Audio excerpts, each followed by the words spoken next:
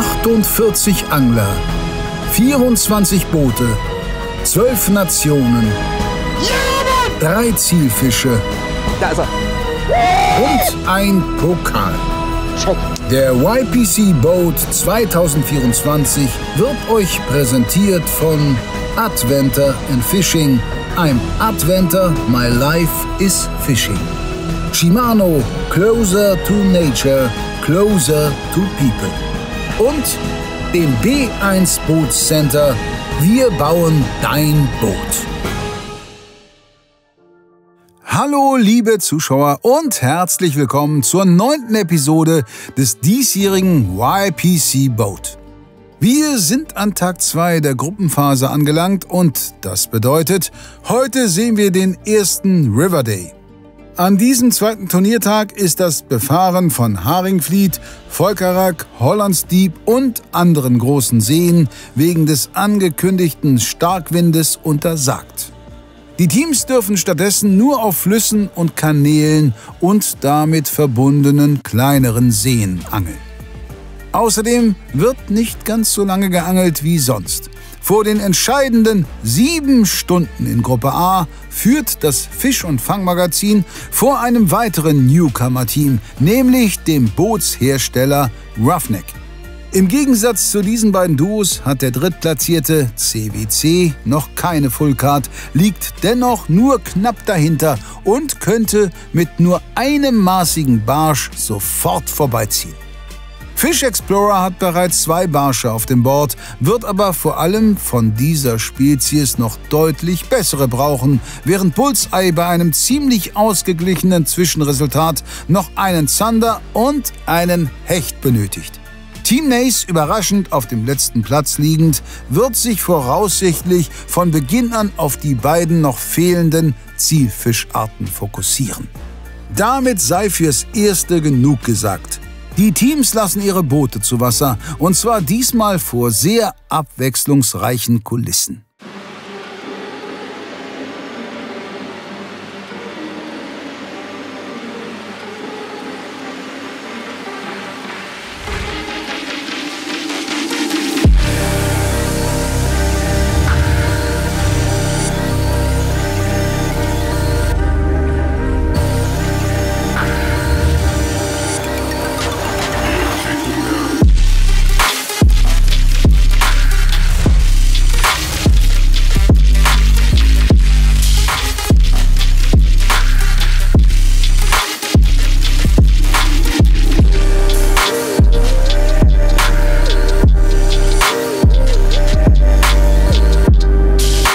Birger Dommeyer und Gregor Babiasch hier und wir slippen jetzt unser Boot an dem kleinen Fluss.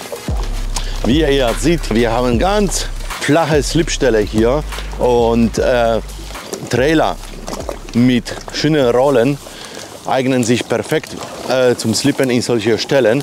Wenn das Boot ein bisschen höher liegt, rutscht das perfekt von der Slippe von alleine runter. So einen Trailer habe ich mir jetzt geholt. Und wie ihr seht, das Slippen ist ein sehr angenehmes Manöver.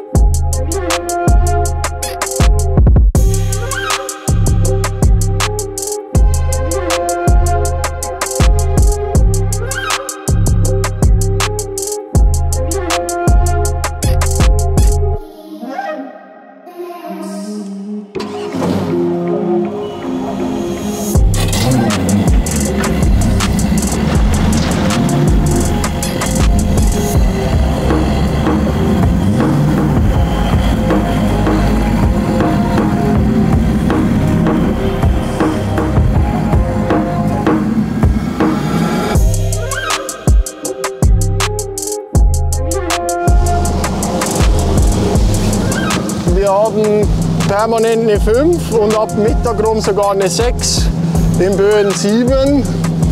Ist jetzt nicht das Wetter, wo man wahrscheinlich so für Spaßangeln rausfahren würde.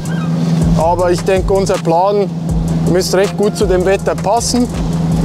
Von dem her sehe ich das jetzt nicht als Riesenhürde, weil die Bedingungen sind halt gegeben. Da muss man sich drauf einstellen, anpassen. Heute ist unser Plan wirklich auf Big Fish. Wir werden über relativ tiefen Wasser angeln, Freiwasserangelei. Und jetzt hoffen wir, dass wir so heute auf jeden Fall einen dicken Hecht und einen dicken Zander erwischen. Mit viel Glück, vielleicht sogar 2 dicke Hechte, 2 dicke Zander.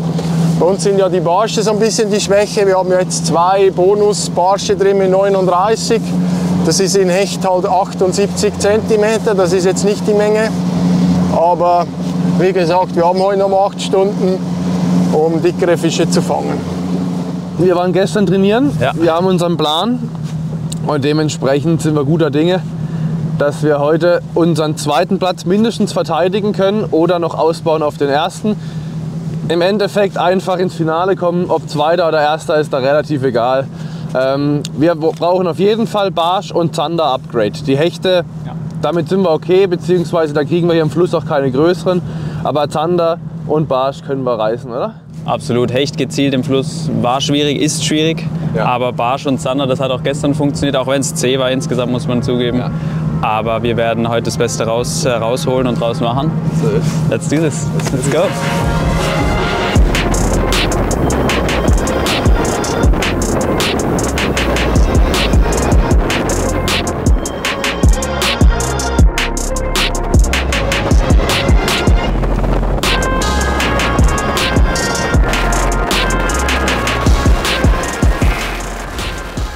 Herzlich willkommen von Team Nace hier aus dem schönen Rotterdam. Wir machen heute Street Fishing.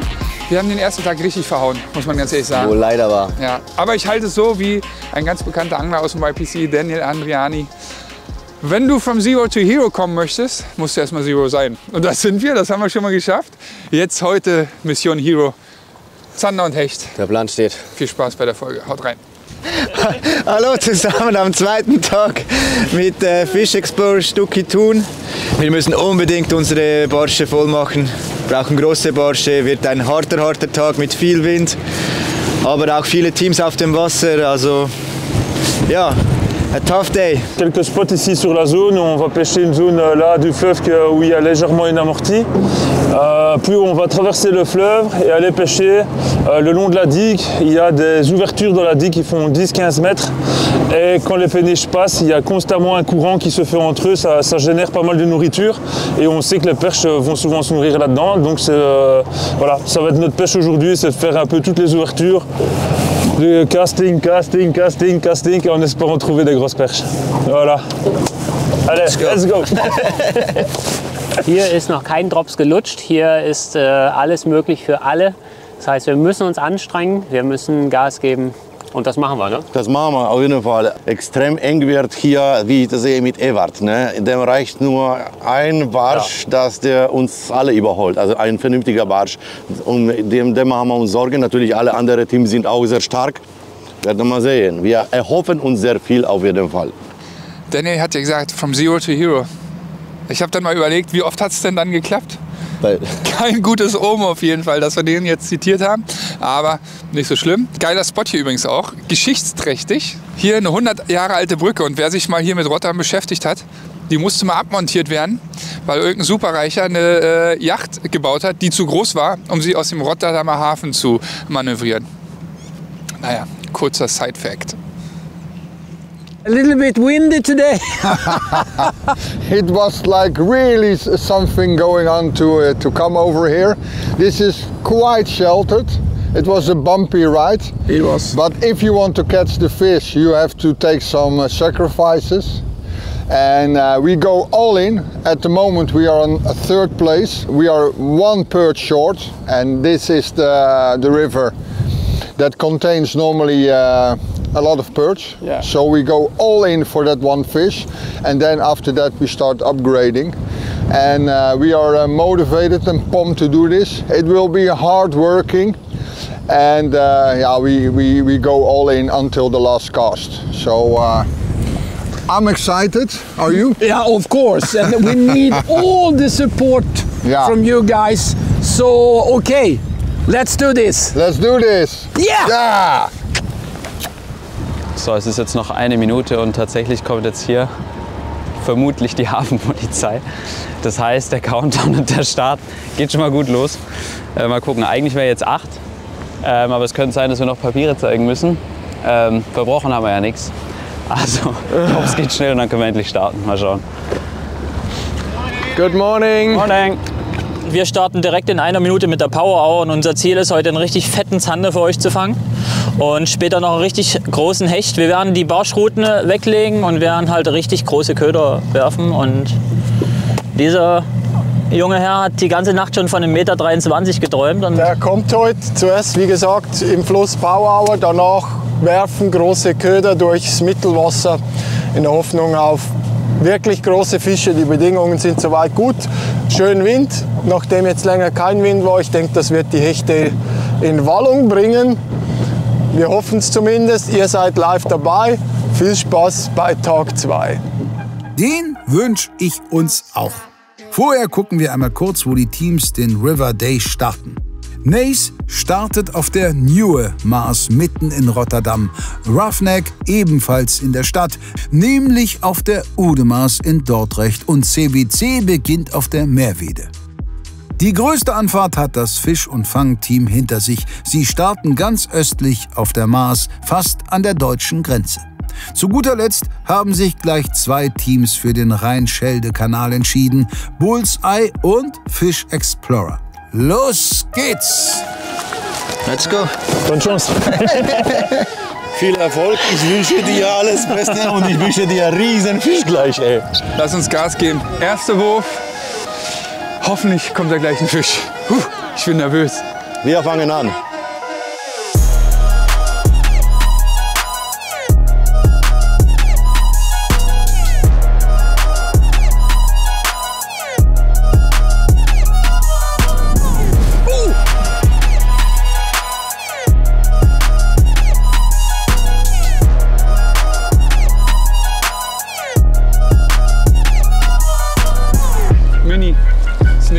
Glaube ich. Nee.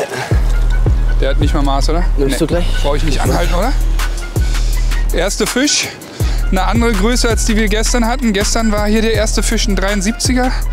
Den bräuchten wir natürlich eher als den hier. Den brauche ich nicht mal anhalten, oder Becky? Ich glaube nicht. Nee.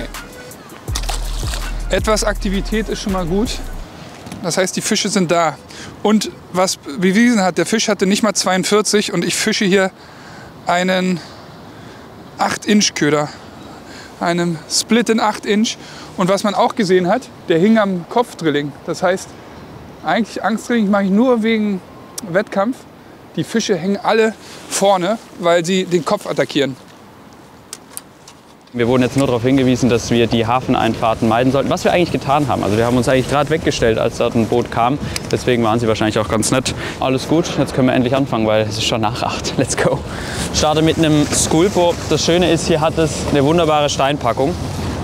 Und was wir natürlich versuchen, ist mit dem Sculpo hier entlang der Steinpackung und auf den Steinen richtig schön Lärm zu machen. Wir fischen jetzt hier den Stretch schön runter und schauen, dass wir hier unseren Barsch kriegen. Drückt uns den so, Tag Nummer 2, Folge 3, Vollgas. Es ist auf jeden Fall nicht so viel Aktivität jetzt im Freiwasser, wie wir das schon gesehen haben hier. Aber wir brauchen nicht 10 Fische, wir haben auch nicht ewig Zeit. Wir brauchen nur halt einen Fisch, der da schön steht und unseren Köder nimmt. Dann ist es erfüllt. Also nach wie vor sehr zuversichtlich. Einfach wird es nicht, aber wir schaffen es. Das leichte Angeln haben wir eigentlich schon erwartet, funktioniert nicht bei so viel Wind. Wir müssen auf das Powerfishing umsteigen. Jetzt fängt das viele Werfen an. Spliff angelt mit Spinnerbait, ich angle mit Chatterbait, mit dem Trailer, dem Prey One, ohne Schaufelschwanz, der vibriert schön hinten. Ja, gestern gut funktioniert. Deshalb vertraue ich dem Ganzen hier. Oh, it was a good perch. I can tell you, it was a really good bite. They are here. That was a really good bite. Oi, oi, oi, oi, oi, oi, oi. Oh, I had a really good bite again. That was a really good bite. Ja, gestern im Training lief es echt gut hier, muss man sagen. Direkt dicke Fische gefangen, 70er.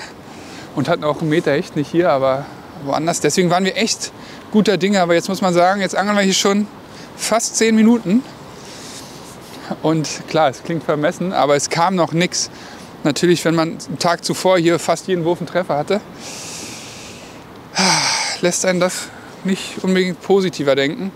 Es ist sehr tidenabhängig, aber aufgrund der Logistik mit dem Hechtspot konnten wir nicht zur perfekten Tide hingehen. Und jetzt überlegen wir uns gerade, Mann, hätten wir da vielleicht irgendwie doch anders planen sollen. Egal, es sind erst 10 Minuten, die wir im Rennen sind. Kann sich alles noch ändern, aber wenn es nicht läuft, macht man sich natürlich erstmal Gedanken, damit jemand versteht, wie das so beim Turnier abläuft. Es ist tatsächlich nicht so einfach, da ruhig zu bleiben. Aber, ich habe es auch schon im Bank gesagt, oft ist ganz wichtig, am Plan festzuhalten. Aber sind die Kröten. Hm? Gestern waren sie noch hier. Aber heute läuft ein klein bisschen mehr Strom. Siehst du das? Ja. Der Quirl ist ein bisschen weiter oben. Ja, ne? ja. Wir können uns noch ein paar Meter da hochstellen und da oben reinwerfen. Kommt es mir nur so vor, Lukas, oder strömt da jetzt gerade mehr Wasser raus? Raus. Kann eigentlich fast nicht sein. Da läuft gerade so richtig geil der Strom rein. Und ja, manchmal stehen da die Zander drin. Should be a pike here. It's still, it's quite shallow here. 0.9. Yeah. Yeah. Maybe it's too shallow for it. I do one more cast and then we go out again. Scheiße. Kommt. Hängt. Geil. Ja. Ja, ist ein dicker. Komm. Ich komm vor. Nimm sie mit der Bremse, hä? Nimm sie mit der Bremse. Ist doch nicht so groß, aber. Ja, ist egal, ist ein guter Fisch. Ist doch ein großer. Den brauchen wir. Wenn das ein Zander ist. Ja, ist ein Zander, ist ein 80 plus Zander. Nimm sie easy. Take it easy. Ich bin hier. Doch, hier ein 80er. Yes! Tim! Yes! Los, weiter. Nächster. Geil. Also, weiter geht's. Ich fahre zu denen. Tim sucht den Tut nächsten. uns leid, dass wir denen nicht so Wir können dem jetzt nicht Wir brauchen noch einen neuen. die Aufmerksamkeit geben, den dieser Fisch eigentlich verdient hätte, weil wir haben ja nur eine Stunde Zeit. Da ist der Fisch. Beautiful Sander. 81. 81? Gameplan ging auf. Geil, Alter. Voll geil, Tim. Jo. Er hat sich den Lamelli sowas von reingefaltet mit unserem Righead in 10 Gramm. Das ist das Geile, vorher waren die Fische tiefer. Man nur schnell den Kopf gewechselt auf 10 Gramm. Baker Tool wieder. Opfer. Täter. Eigentliche Täter sitzt da hinten. 81 Zentimeter. This is a personal message to Simon. Here is the sander we were talking about. Oh. And goodbye. Zack, schon ist er weg. Geil. 81er Zander, sehr geile Punkte.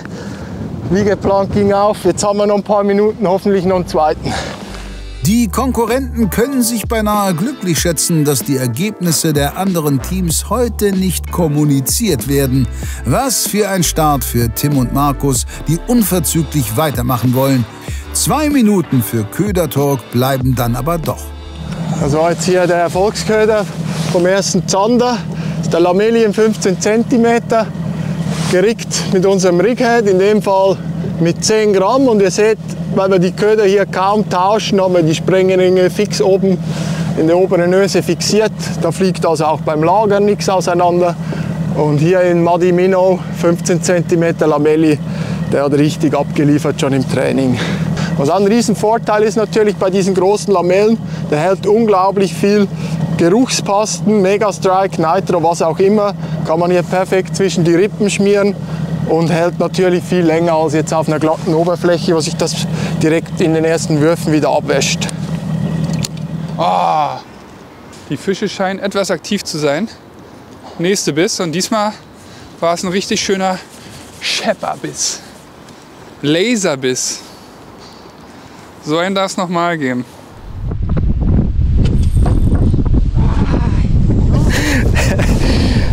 jetzt schon der zweite Biss, die Sonne kommt drauf. Ich glaube, die Fische werden langsam aktiv.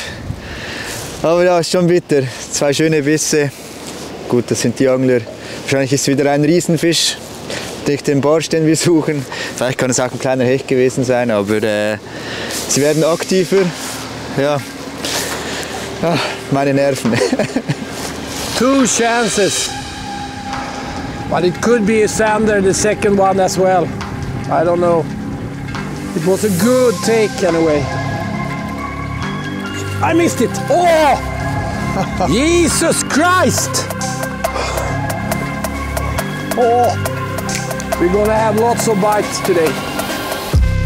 Perch! Perch! Perch! Come on! The net! Yeah.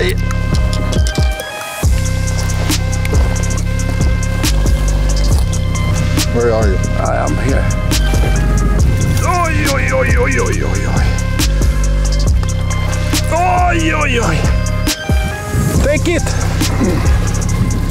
Yes. Yes! We took it. Hey, and the fish is off. Yeah, of course. Full card. But I can tell you, I could feel it was a perch. Big hula. Big hula. I think it's 40. Yeah. It's 40.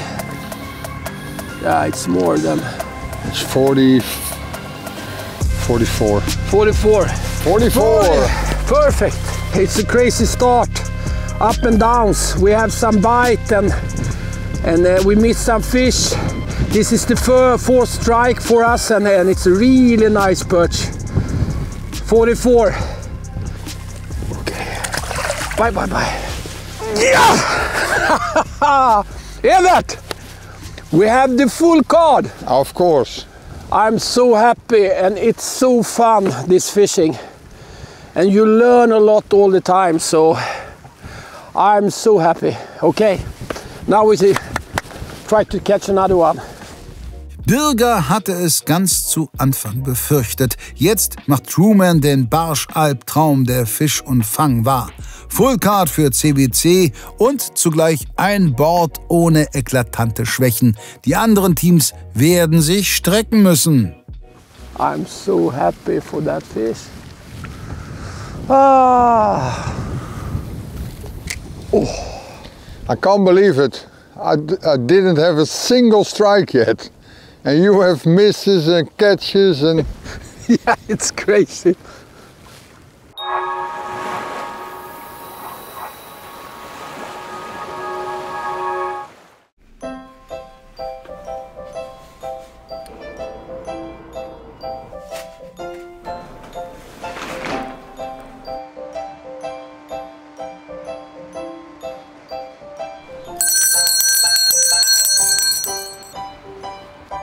Oh ja, jetzt ein Eis.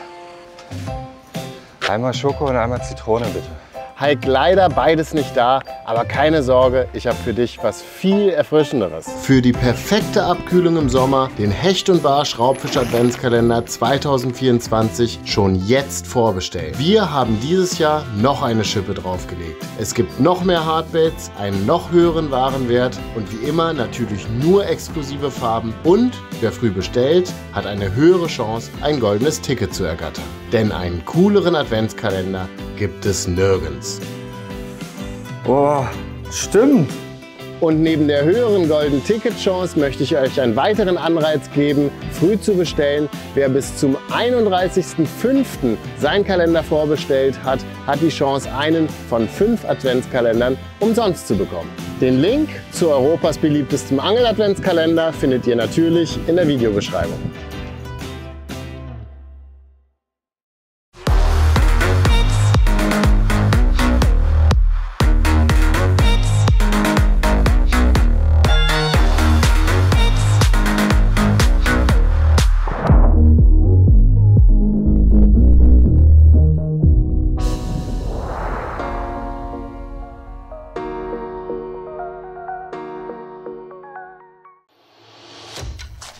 We introduce Adventure fishing and functional clothes for every fisherman. We'll dress you from the north, through the European climate zone to the tropics, from head to toe, from carp fishing to sea fishing. Are you ready for the next fishing adventure? I am Adventure. My life is fishing.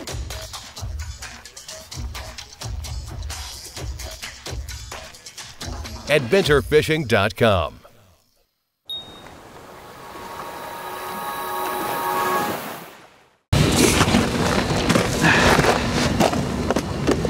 Lukas fischt was ziemlich Auffälliges und das macht auch absolut Sinn. Sehr erfolgreich waren wir eben mit diesen Weißtönen, eigentlich schon während dem Training, auch jetzt am ersten Tag. Oft eben diese Weißtöne haben wirklich immer ganz gut gefangen. Deswegen bleibe ich der Farbe mal treu. Vielleicht wechseln wir nachher noch mal, aber es ist eine super Farbe. Let's see, let's try.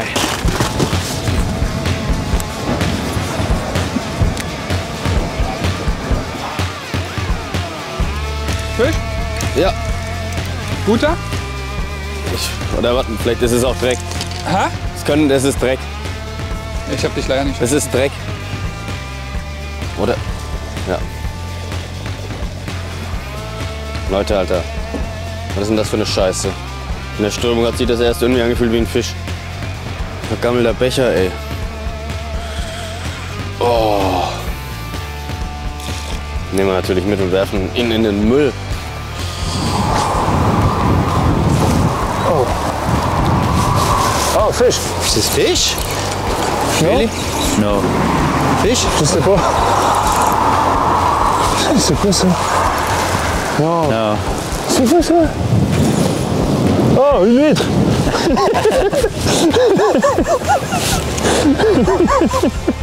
C'est combien de points, ça, une huître? Excellent. Excellent, excellent.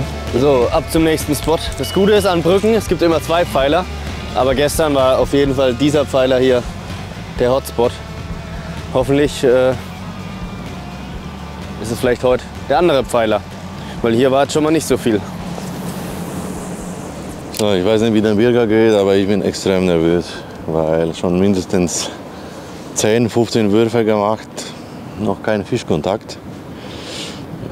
Und gestern, gerade im ersten und zweiten Wurf, waren schon wirklich gute Fische hier bei uns.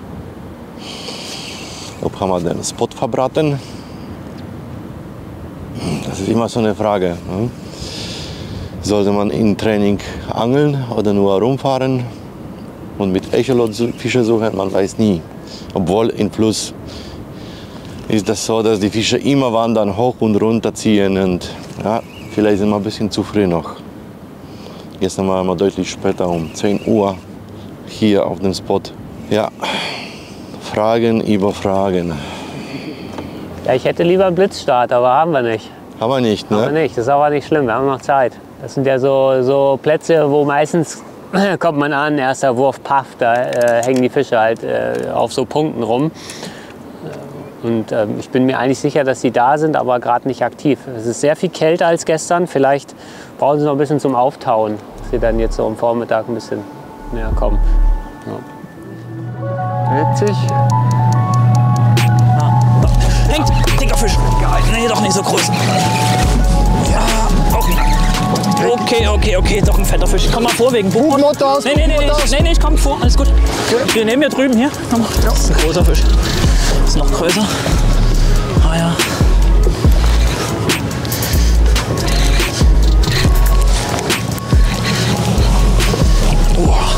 Schau, ey. Oh, die Pelagic Light, ist das hier der Paradetest? Nächster, 1,70, 80. Yes. Genau, ich krieg noch einen, ja? Ja, ich mache hier wieder weiter. Okay, da ist strammer Junge hier. Lamellien Electric Chicken, wieder schön einmontiert. Ja, ist ein 80er, ne? So, da war der Köder. Jetzt vermessen wir den jungen Gesellen hier. Ich sag 82, aber vielleicht auch nur 79,5 angerissen hier. Geil, Mann, Tim, zweiter 80er. Wir machen gar nicht lang, tut mir echt leid, dass wir hier die Fische so wenig zelebrieren. Das war der Zander und Da war ich gleich zurück. Der ist Quick Fidel, der hat ja gesehen, wie der im Kescher durchgedreht ist. Und goodbye. Yes. Zweiter 80er, ich nehme gerade einen Kescher rein und dann sind wir wieder. Beeindruckend. 30 Minuten Power Hour reichen für einen Thunderscore zum Niederknien. Auch die nächste halbe Stunde bleibt wohl den Zettis vorbehalten. Sollten Markus und Tim danach aber noch einen passablen Hecht erwischen, riecht es für Bullseye nach Finale. Ein anderes Team hat dagegen deutlich an Boden verloren. So wie am ersten Tag geht es noch nicht los. Wir haben jetzt hier mal die Struktur zweimal abgefischt, an der wir sonst immer gut Fisch hatten. Leider kam nichts. Allerdings muss man dazu sagen, Flüsse sind einfach gerade hier oben in der Region extrem tidenabhängig. Und das wiederum ist ein klein bisschen, sagen wir, so ein Puffer, dass man sich noch nicht Panik machen muss, weil wir haben jetzt Höchststand vom Wasser und ab jetzt läuft es eigentlich ab. Das bedeutet, ab jetzt beginnt die spannende Zeit. Ablaufendes Wasser ist in der Regel eigentlich immer der beste oder das beste, die besten Verhältnisse, die beste Tide. Dementsprechend sind wir noch relaxed, noch keine Panik. Aber schön wäre es natürlich schon gewesen, wenn erst mal einer gekommen wäre. Aber naja, wir machen weiter. Ja, wir machen weiter. Ganz schön Verkehr heute Morgen hier in den Flüssen, ganz schön wellige Angelegenheit. Nächster Spot. Leider nichts gewesen hier. Außer Spesen nichts gewesen. 40 Minuten fast am Angeln. Nicht gut. Wir sind halt extrem unter Zeitdruck, weil eine Stunde weniger ist zum Angeln, 7 Stunden nur. Und wir haben einen riesen, ja, da wo unser Hechtspot ist, den wir auch noch brauchen, haben wir einen riesen Weg, der uns bestimmt eine Stunde kostet. Wir müssen Gas geben.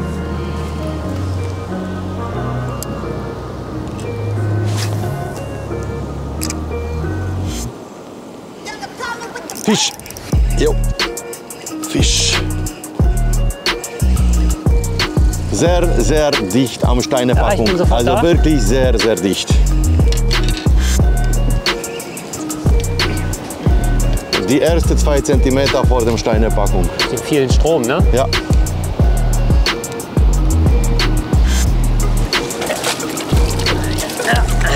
Okay, gut. Gut. Anfang ist gemacht. Sie sind da, ne? Sie sind da. So, jetzt habe ich die Scheiße. So. Okay, zuerst dem da, Kollege. Okay. Sollen wir gleich machen oder erst Barsch messen? Erst Barsch. Ja. 38. Ich kümmere mich mal, ja, um den Fisch. Jawohl. Okay, also da ist Gregors 38er Barsch und da ist der Haken im Finger. So. Kannst du gerade Aufnahme machen? Willst du durchstechen oder willst du rausziehen. Willst du selber machen? Nee, machst du. Nur ballere mit dem zweiten. Ja, das ist immer das Problem daran. So, 1, 2, 3. Ja. Echt? Ja. Nee. Ah, ja. Entschuldigung. Ich hab's gedacht, du magst auf einmal rausreißen und nicht mit Spannung. Ich wollte drehen und das geht da hast du besten Hebel, meisten Kraft. Haut ist zäh, kann man lang hochziehen und so. Und nicht der erste Mal, nicht der letzte Mal. Eigentlich tut nicht so wirklich weh. Kann man weitermachen. Man darf nur, das ist wichtig bei Haken, wenn man das macht, man macht das sofort. Wenn man erst 10, 15 Minuten wartet, dann schwillt das Gewebe an und dann ist das sehr, sehr empfindlich und dann fässt das niemand mehr an. Also da muss man dann, Zeit ist Geld. Oder man sagt gleich, nee, hier, ich habe irgendwie das Gelenk getroffen, eine Sehne getroffen, irgendwie ist das komisch unter den Nagel getroffen, dann ab ins Krankenhaus, dann muss das professionell gemacht werden. Aber wenn nur Weichteile sind, aber schnell. Genau. Okay, jetzt noch schnell noch ein Barsch. Genau. Verbesserung, aber also ein bisschen mehr könnt noch, ne? Also aber das wird schon. Jetzt schon ist, wir wissen, dass die Biester da sind. Und das ist das Schönste. Ich kann's nicht oft genug sagen. Leute, denkt an eure Tetanusimpfung. Immerhin ein guter Barsch ist bei diesem Malheur herausgesprungen. Während Gregor verbindet, tut sich bei CBC erstmal etwas an Everts Route. Take them. Ja, Fisch. Fish. Perch. Perch, good. Small one. Nice perch. Not an upgrade. Quick release. Bye bye. We're gonna fish the pig hula. Single hook. Metal blade. And the pig's tail behind it as like a teaser. We're gonna fish between the cribs. Now we're gonna back to the blocks and try to fish around it. And normally it gives big perch here. This one was too small. Nevertheless, I'm happy with it. It was my first fish for today. And now I try to catch a bigger one. Fisch, aber klein, ganz klein. Gestern hat es so gut geklappt direkt und heute haben wir nur so Schniepel. Er könnte vielleicht sogar Maß haben, aber das bringt uns nichts, brauche ich nicht messen, weil mit maßigen Fischen nur schaffen wir es nicht, die anderen einzuholen. Wir brauchen 4 große Zander, das ist unser Ziel. 65 ist ein realistischer Schnitt, das hatten wir hier. Ein paar Ü60er, 70er, aber zumindest ein paar sind schon mal aktiv, die sind hier. Kann nur besser werden. If we can have a couple of 45s, then I'm really happy. Then we skip the perch. Zu klein. Oh, aber schon ab. Da haben wir den ersten Barsch. Der ist definitiv zu klein für um unser Scoreboard zu verbessern. Aber naja. Der Fisch kam jetzt hier auf den Twitchbait, auf den Juba. Hat letztes Mal schon funktioniert, funktioniert jetzt wieder. Das ist gut. Jetzt müssen wir nur noch an der Größe arbeiten. Aber immerhin mal ein Fisch. Fisch? Jo. Ja, Barsch dicker. Dicker? Ja.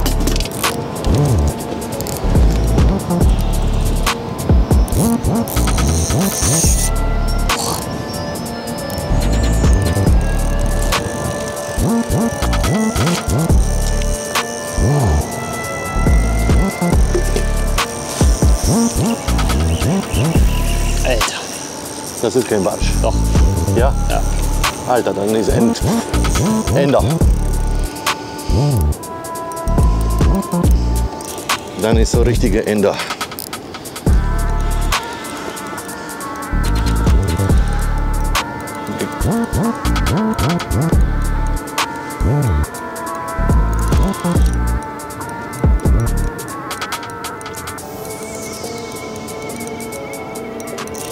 Barschbaron? Ja. Ne? Hier. Alles drin. Yes! Mann, ey. Come on, baby! Come on! Come on! Da sind sie doch, ey. Oh, Leute. Oh. Ihr könnt euch wirklich nie vorstellen, wie befreiend das ist. Okay, das zeigen wir gleich. Ja, dafür sind wir hergekommen. Die Dickbarsche, hä? Mann. Oh. So, haben wir genau 44, ne? 44.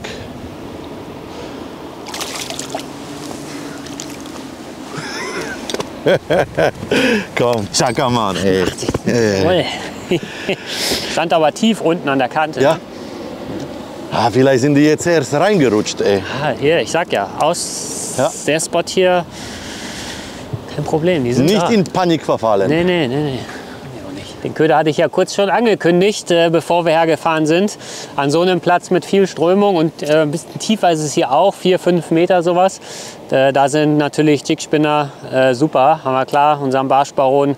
Also wenn es sein muss, man braucht unbedingt den Fisch, Barschdekor mit dem kleinen Fluorofleck hinten drauf in 10 Gramm. Ich angel die immer ein bisschen leichter, gerne, habe aber auch feines Gerät. Dann kann man mit dem Grundkontakt eben viel machen. Ja, hat funktioniert. Also ich gehe mal davon aus, dass wir eine Chance auch auf noch einen haben. Aber Barschbaron, wie immer, er rettet uns immer den Arsch, wenn es darum geht, man braucht wirklich dringend mal einen großen Barsch. Ach, und übrigens, die Barschbarone, die gibt es ja im Para-Shop. Und die gibt es auch bei Hecht und Barsch. haben wir eine kleine Auswahl für euch im Hecht- und Barsch-Shop bereitgestellt. Wenn ihr da eh schon mal shoppen geht, ne? Ein paar Näsköder, ein paar dies, ein paar das und noch ein paar Barschbarone dazu. Richtig guter Fisch, der sich am feinen Gerät sogar noch besser verkauft hat. Der Barschbaron trägt seinen Namen jedenfalls nicht zu Unrecht. Denn Nace lässt sich ebenfalls nichts vorwerfen. Bloß sind die dicken Fische heute bisher einfach nicht zugegen. Sehr gut. Quick Release. Petri. Danke. Bringt uns alles nichts. Bringt uns alles nichts. Egal. Machen wir noch ein paar Würfe, oder? Ja, einen noch. Kann doch nicht wahr sein. Gestern haben wir keinen hier unter 60 gefangen. Nee, gar keinen unter 60. Und heute habe ich 3 Stück unter 45 gefangen. Unser Ziel war es eigentlich 4 Fische zu fangen. Ja. Hier. Aber natürlich in ganz anderen Größen. Wie du vorhin schon gesagt hast, Schnitt von 65. Damit könnten wir arbeiten. Ja, ambitioniertes Ziel, wie man sieht. It's an upgrade. Jig spinner, fire tiger. 28,5. Donc voilà, on a décidé de changer de spot. Ici on pêche sous un pont le long des pilasses. Le but c'est vraiment d'aller longer les pilasses et essayer de déclencher des touches à ce moment-là. Ici j'utilise un jig spinner couleur Fire Tiger de chez Stucky. Je fais 3 lancers, m'a rapporté une perche certes petite, mais c'est quand même des points en plus. On espère que ça va nous rapporter plus gros. Vorbei! Live-Stunde vorbei. 2 schöne Fische hat es gegeben, ein Fehlbiss, das war natürlich schade, aber Tim, geile Arbeit. Geiles Ding. Super geil, 2 80er Fische. Jetzt geht es weiter in unserem Plan auf Freiwasser, auf Hecht im Freiwasser. Wir werden jetzt mit dem Wind immer da drüber driften und werden im Freiwasser einer richtig groß fischen, also 25, 30 Zentimeter. Wir versuchen alle Störsignale, alle Echos aus. Bugmotor aus, nur unten zum Bremsen, Motor ganz aus, Driftsack und dann immer schön mit dem Wind leicht nach rechts und links und dann schön langsam kurbeln und dann bam! Und dann versuchen wir so rauszuziehen. Es wird herrlich. Das ist genau unsere unsere Lieblingsangelei neben dem Barschzuppeln und das ist halt einfach wieder so schön, dass wir die Möglichkeit haben, einfach das zu machen, was wir wollen. Und das ist auch für euch immer wichtig. Versucht nicht auf Krampf irgendwas zu erreichen, sondern erweitert eure Skills immer Stück für Stück, aber macht halt auch das, worauf ihr Bock habt und erweitert eure Skills da immer nach oben. Köderfarbe, Köderführung. Dann habt ihr Spaß, einen geilen Angeltrip oder wenn ihr Turniere fischt, ist das natürlich noch schöner, dabei Spaß zu haben. Aber Spaß beim Angeln haben wir immer, oder? Spaß haben wir. Wenn es beißt, haben wir noch mehr. Markus, auf dein PB? Ja, heute haben wir PBs. Ich bin dabei. We have some strikes. Evert has 2-3 small perches and we have one up to 44 centimeter. That is very important for us. So we are very happy for that fish. But we need a couple more nice perch to upgrade and then maybe a big sander. So now we're gonna go to a sander spot and see if we can catch a sander there. So follow us, okay? Jo, Alter, was für Biss. Alter, was für Biss. Was hast du dran? Barschbaron. Das ist Zander. Sieht aus wie Hecht, oder? Zander. Zander? Ja, egal, wir nehmen alles. Gerade dem Grundeln, neue drauf, 17 Gramm Grundel drauf gemacht. Ah, die 17, okay. Ja. Oder Zander. Nee, Rapfen. Oder? Ja. Rapfen. Ja. Okay. Okay, deswegen so harte Biss wie Zander. Ja? Zwar. Oh, da wollt ihr noch mal so richtig haben, ne? Ja, ist ja klar. Ja. Für den Kollegen kriegen wir jetzt zwar keine Punkte, aber trotzdem schönes Biss. Klar. Schönes Biss. Und ich liebe, privat fische ich unglaublich gerne auf Rapfen. Bei uns am Rhein, das ist so Fisch, wo fast immer kann man sich damit rechnen, Und gar kein schlechter noch dazu. Der sieht gut aus, ja. Ja, was für ein Biest. Und weg ist er. Also dieser neue Grundelaufdruck, ne? Ja. Grundelfarbe, die ist gut. Erster Wurf. Bam. So. Ich mache mir mal einen Predator fertig. Gute Idee. Finde ich echt. Ein guter Plan. Ich wechsle jetzt mal zum Predator. Ein bisschen anderes Laufverhalten. Die Strömung lässt gerade nach. Und deshalb versuche ich es jetzt mal mit einem Paddle Tail mit unserem Predator in 5 Inch. Vielleicht ist das der Schlüssel zum Erfolg. Ich hoffe es. So, 20 Gramm. Sicherheitshalber noch ein Stinger drauf. Und dann gleich wieder ins Rennen damit. Bis jetzt viel gelabert und nichts gefangen. Das sind mir die Liebsten. Das müssen wir ändern. Ganz dringend. Wackelson! Ja. Lass uns Spot wechseln, oder? Ja. Sehr gut. Wenigstens herrscht hier Einigkeit.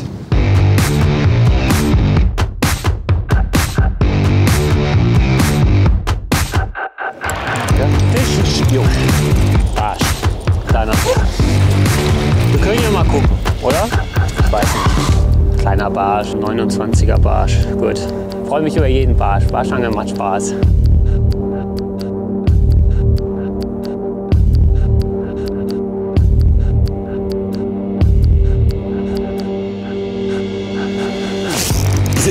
Aha. Oh ja, Barsch. Barsch. Ah, sind sie darüber.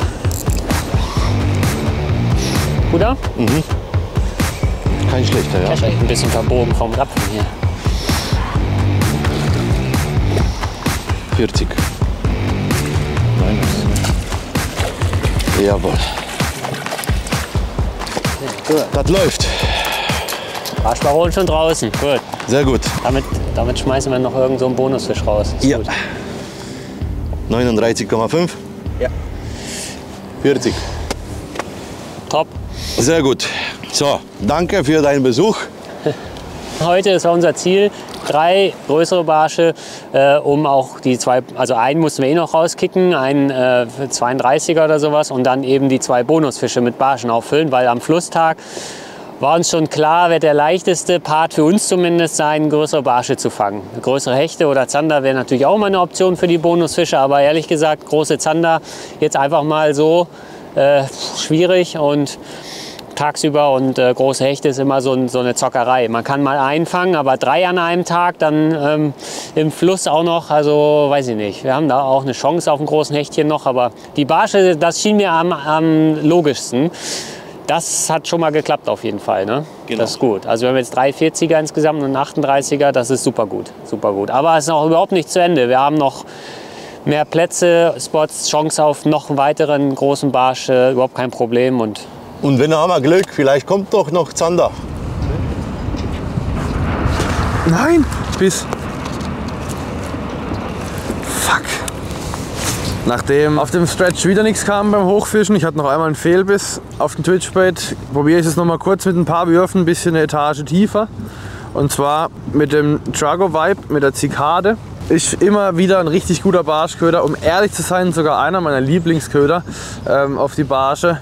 Hat nur einfach die letzte Woche nicht so performt, wie ich es gerne hätte. Aber ist immer wieder ein guter Versuch wert. Und deswegen probieren wir es jetzt einfach noch mal ein klein bisschen tiefer, die Kante mit kleinen Sprüngen runter. Und wenn das nichts ist, dann müssen wir weiter dem Plan folgen und unseren Zander angehen.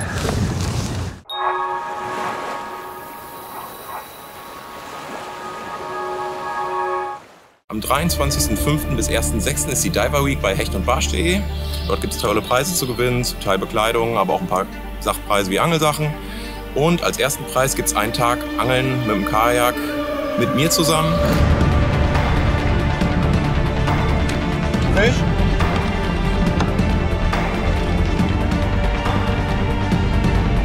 Also quasi ein Kajak-Guiding, den ganzen Tag freue ich mich sehr drauf.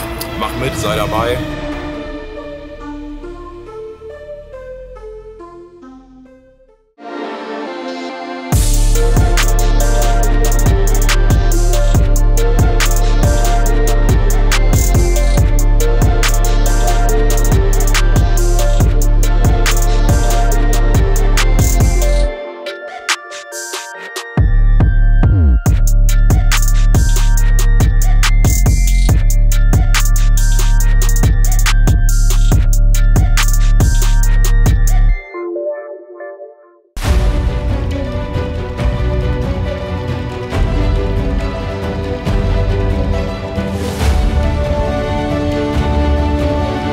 Jetzt ist die beste Zeit für dein Boot.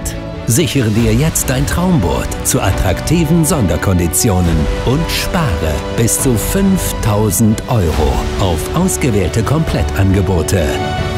W1 Boat Center. Willkommen an Bord.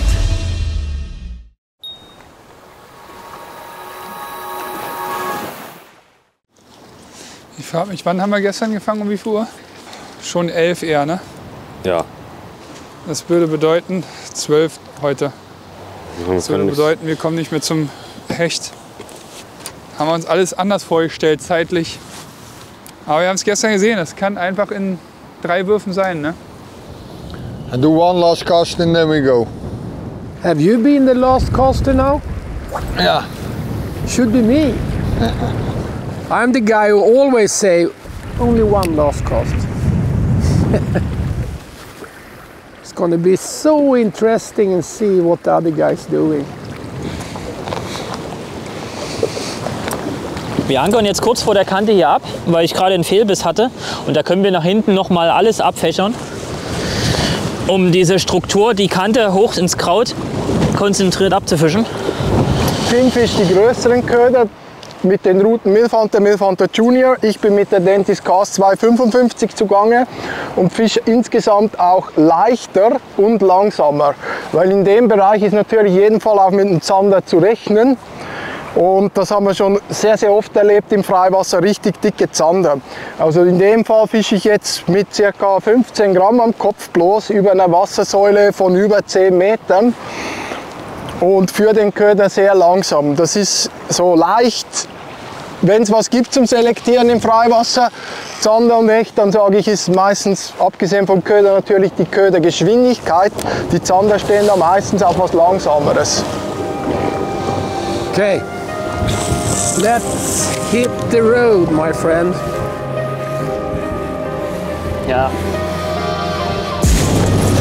Mike? Ja. Okay. 62. So macht das Angeln auch bei schlechtem Wetter Spaß.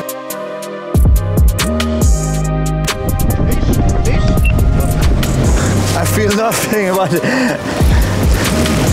So, maybe small pike, maybe an upgrade. Ja, 68, ja. Haben ich glaube, den besten Teil gesucht für zum Angeln bei Wind. Oh, crazy. Das meine Mama sieht, du. Ui, ui, ui. Ich hatte einen Biss.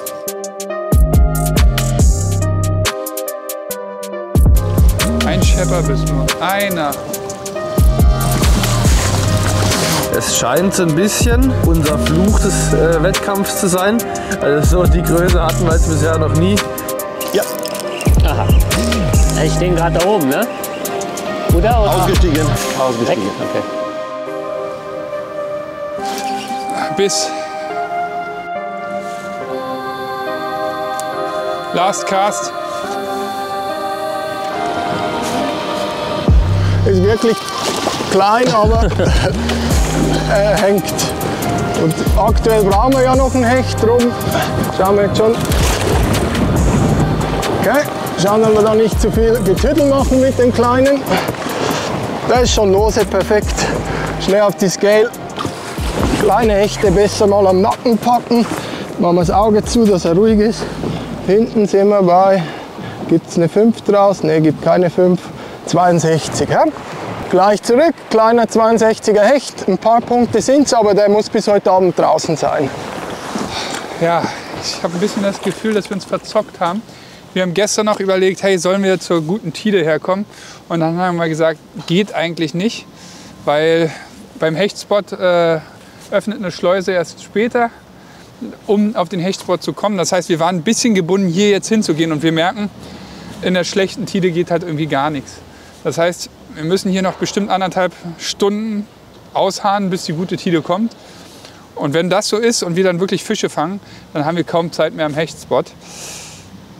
Bisschen ärgerlich, aber wir haben auch keine andere Option. Becky und ich haben gerade schon gesagt, wir werden jetzt einfach hier ausangeln, bis wir die Zander haben.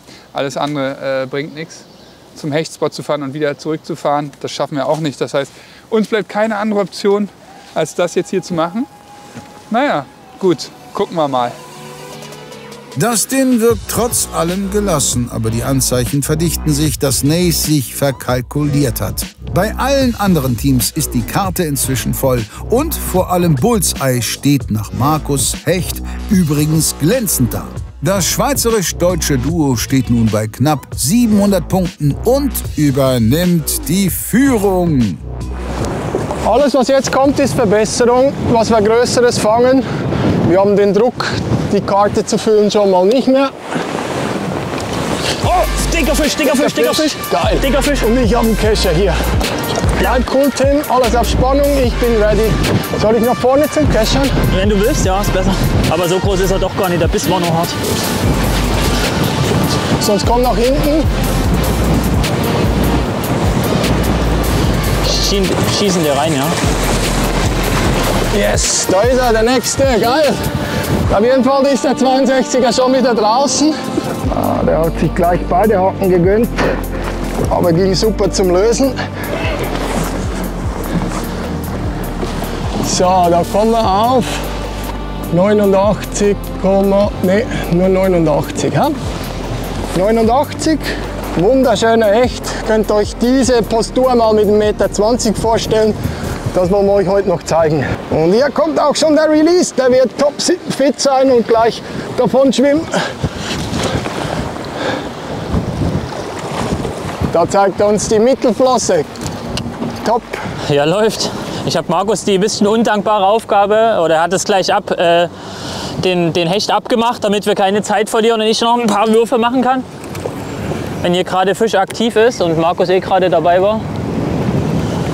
Und wir haben jetzt roundabout vielleicht 800 Punkte. Das war auf jeden Fall unser Ziel. Wir haben jetzt quasi noch 2 Hechte über 90 und das Ziel ist auf jeden Fall, dass jeder Hecht bei uns in der Wertung 1 Meter ist. Und das gehen wir jetzt an. Die haben ja auf jeden Fall Bock. Und die Angelei ist einfach so geil. Da hat Tim das eigene Board leicht überschätzt, aber auch die momentan gebuchte Punktzahl von gut 720 Punkten hätte in allen bisherigen Staffeln immer fürs Weiterkommen gereicht. Bullseye ist oben auf. Die Publikumslieblinge von der Fisch und Fang hingegen stehen unter Zugzwang. Du, wollen wir vielleicht an dem Kante jetzt Power Hour machen? Mit Scope oder was? Ja. Nee. Nee? Oder lieber behalten für die Steile? Ja, hätte ich jetzt so Hardcore-Stress mit dem Motor und Angeln und dem Scheiß hier, da flippe ich ja aus vorne. Ja. Weil der Spot, der explizit jetzt mit dem Motorsteuern schon richtig räudig ist mit dem Wind. Mal an der Brücke unten machen vielleicht, in dem Schrott. Mhm. Ne? Jetzt haben wir uns entschieden, auf unsere Power Hour zu gehen. Wir hatten uns den Punkt gesetzt gehabt, dass wir unbedingt im Flusssystem noch einen Spot finden wollen, an dem wir es machen können, einfach weil es sehr effektiv sein kann. Und das haben wir gestern im Training tatsächlich auch ganz gut unter Beweis gestellt. Ich habe gestern das mal angetestet da unten und tatsächlich ist mir direkt ein 92er Zander drauf gerauscht. Bisschen ärgerlich, dass er im Training kam, trotzdem mega geiler Fisch und hoffentlich steht nur annähernd so ein großer heute nochmal dort und den kriegen wir. Ja. Dann ist eigentlich alles soweit cool. Aber das probieren wir jetzt, weil sobald wir diese Stunde weg haben, können wir das aus dem Kopf streichen, egal wie es ausging, und können uns dann ausrichten in die Richtung, wie wir dann weiter verfolgen wollen. Deswegen geht es jetzt erstmal in einen tieferen, ruhigeren Bereich und gucken, ob wir ein paar Zander finden. Ja, fish. Yeah, big one. Good. Good, good, good.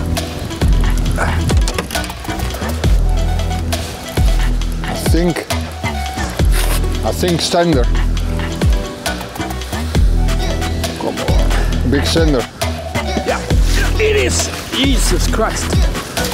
Yeah! Good job, my friend! Woo-hoo-hoo! Yeah! Yes! Big sender. It's a really nice one. Okay. Nice one. Yeah, it's 69. 69.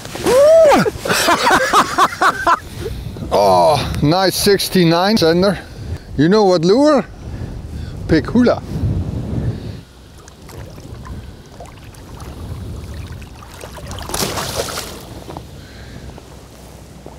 Boom!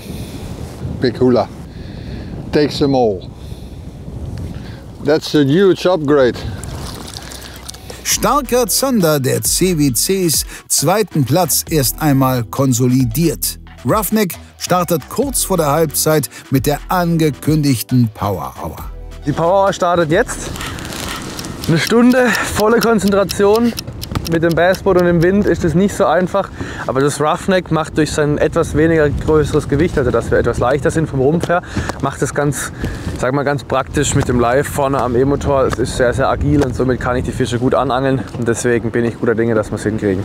Hier haben wir jetzt nicht wie am ersten Tag eine schön abfallende Kante, an der ich jetzt auch auf Hecht werfen könnte. Aber was ich jetzt gemacht habe, ist, ich habe mir relativ schwer bebleit einen Gummifisch drauf gemacht, den Array Shad von Molix, und versuche hier etwas den Boden abzuklopfen, um zu schauen, ob was geht. Die größeren sind etwas im Mittelwasser. Ich vermute, dass irgendwo noch ein kleinerer vielleicht am Grund stehen kann. Und das probiere ich, wie gesagt, mit einem Auge immer auf den Lukas und ich drücke ihm die Daumen. Mal sehen. Und hoffentlich klappt es wie gestern, das wäre Wahnsinn. Also vom Zero to Hero, da fehlt noch ein bisschen was. Aber eine halbe Stunde, dann ist es genau die Uhrzeit, wo wir gestern angefangen haben, dicke Fische hier zu fangen. Darauf hoffen wir und dann werdet ihr sehen, wie wir dicke Zander fangen. Oder Wexen? Ich hoffe es. Ich schärfe schon mal hier meine Haken, damit es dann gleich losgehen kann. Mhm. Hoffentlich. Knallen wir einen nach dem anderen raus. Ja, so ist die Theorie. Also ich habe vorhin gesagt, ich möchte produktiv sein während der Stunde, aber was da für Fische rumschwimmen, ist unglaublich. Und Lukas hat richtig große Fische direkt vor dem Köder. Sie reagieren, aber sie beißen noch nicht. Das ist eigentlich viel zu spannend, ich will die ganze Zeit zuschauen und bin schon bereit, wenn er hoffentlich beißt. Also Daumen drücken, es wären richtig schöne Fische. Oh, Perch! Ah, I lost it! Oh! I can't believe it. Why you lose so many fish? I set the hook so good and it's super sharp. Super sharp. Crazy. Maybe you are too sharp.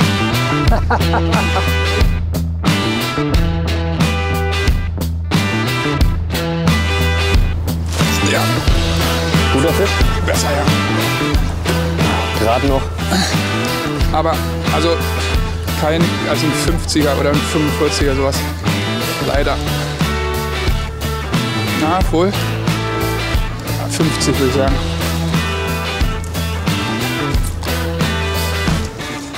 ...51. 51. Der wird uns nicht weiterbringen, aber ist der erste Fisch, der auch als Fisch erkennbar ist. So, tschüss. Ja, Wecki, bis jetzt war noch nicht viel mit Hero. Nee, und die Zeit läuft uns auch davon. Das ist das Problem. Ich glaube, wenn es so weitergeht, kommen wir heute gar nicht mehr zum Hechtangeln.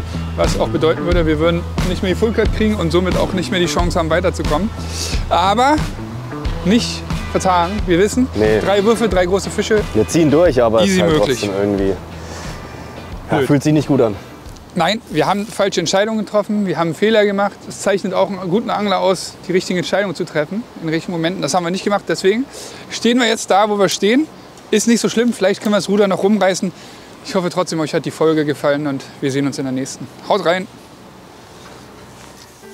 Immerhin noch ein Lebenszeichen vor der Pause, und wer das europäische Turnierangeln in den letzten Jahren nur ein bisschen verfolgt, wird Nace hier nicht abschreiben, bis der Schlusspfiff auch wirklich ertönt ist. Bullseye steht zumindest mit einem halben Bein im Finale. CWC und die Fisch und Fang haben aktuell die besten Chancen auf Platz 2. Aber auch die anderen Teams werden nicht frühzeitig aufstecken. Denn abgesehen davon, dass hier keiner punktemäßig uneinholbar ist, 2 Finaltickets gehen an die punktbesten Drittplatzierten. Vieles deutet hier also auf eine dramatische Schlussphase hin. Welche Teams am Ende die Nase vorn haben, erfahrt ihr am kommenden Sonntag um 18 Uhr. Und bis dahin, schaut doch mal bei uns im Onlineshop vorbei. Ciao!